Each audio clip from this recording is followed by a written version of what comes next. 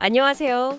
오늘 여러분과 함께 의약품과 의약 외품의 점자 표시 현황 좀 깊이 있게 들여다보겠습니다.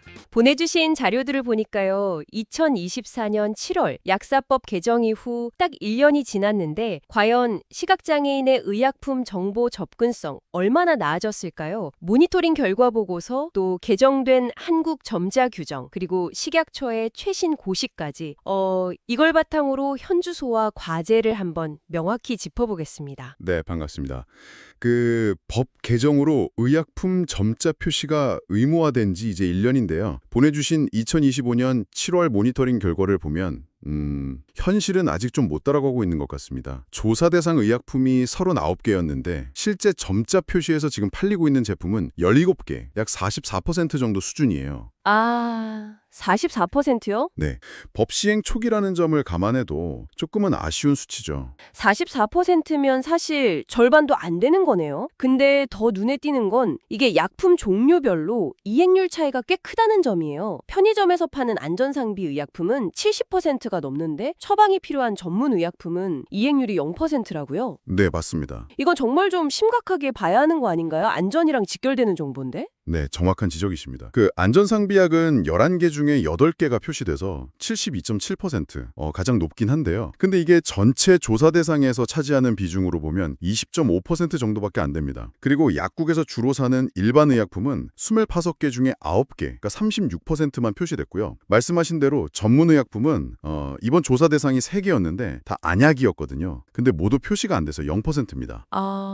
0%. 네, 아무래도 전문 의약품은 종류도 훨씬 다양하고 포장 단위가 작거나 좀 특이한 경우도 많아서 점자 표시에 좀 더 어려움이 있을 수는 있어요. 그렇다고 해도 정보 접근의 기본조차 제공되지 않는 건 이건 큰 문제입니다. 그렇죠. 식약처 고시 보니까 그 별표 2의 3의 점자나 음성, 수어 변환 코드 표시 의무 대상 의약품 28개 품목이 딱 명시되어 있더라고요.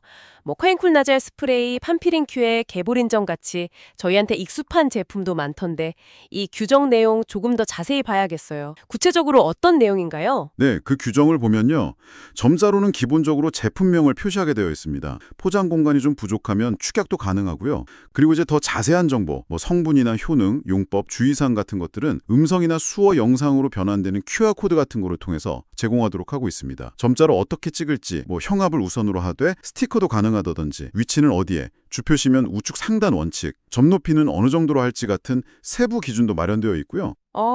근데 여기서 좀 흥미로운 점이 있네요. 한국 점자 규격상 점 높이는 0.4mm에서 0.9mm로 알고 있는데 식약처 고시에서는 재질 고려하면 0.2mm 이상도 괜찮다고 되어 있어요. 이건 왜 그런 걸까요? 혹시 이게 현장에서 지적되는 문제점들하고 좀 관련이 있을까요?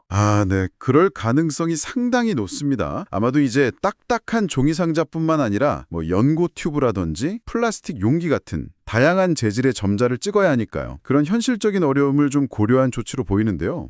근데 바로 이 점 때문에 현장에서는 점자 표기의 품질 문제가 계속 나오고 있습니다.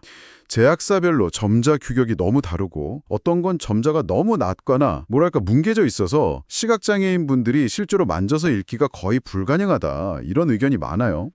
점자가 있긴 있는데 읽을 수가 없다. 네, 바로 그거죠. 표시는 되어 있는데 정보로서의 기능을 못한다는 겁니다. 그래서 표준화된 품질 관리가 정말 시급합니다. 결국은 표시했다는 그 사실 자체보다 실제 사용자가 정보를 제대로 얻을 수 있는 그런 효과적인 표시가 중요하다는 거군요. 물론 제약사 입장에서는 설비 투자나 기존 재고 문제 이런 게 부담일 수는 있겠지만요. 그래도 단순히 규정만 피하려고 최소한으로 하는데 그치면 안 될 것 같아요.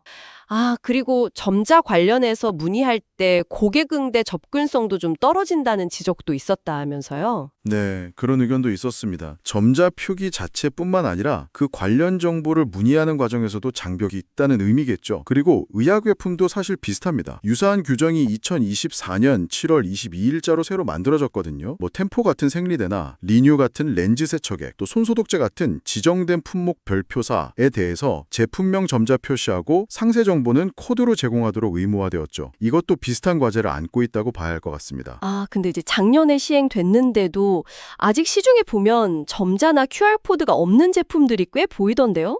그건 왜 그런 건가요? 아직도 유통이 되나요? 그건 이제 1년간의 유예 기간 때문입니다.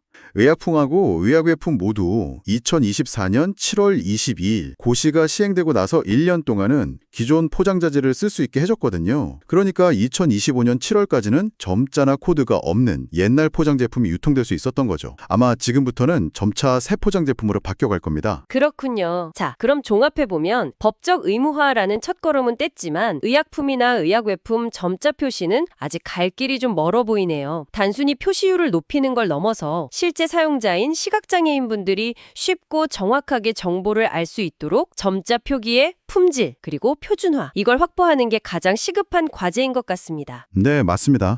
그리고 또 하나 우리가 좀 생각해 볼 점은요. 점자로는 주로 제품명 정도만 확인이 가능하잖아요. 나머지 상세 정보는 QR코드 같은 걸 이용해야 하는데 스마트폰 활용이 익숙하지 않거나 좀 어려운 시각장애인 분들에게는 이 디지털 정보 접근 방식 자체가 또 다른 장벽이 될 수도 있거든요. 이 간극을 어떻게 효과적으로 메울 수 있을까? 이 점이 앞으로 우리가 좀 더 깊이 고민해야 할 중요한 숙제가 아닐까 생각합니다. 여러분은 이 문제에 대해 어떻게 생각하시나요?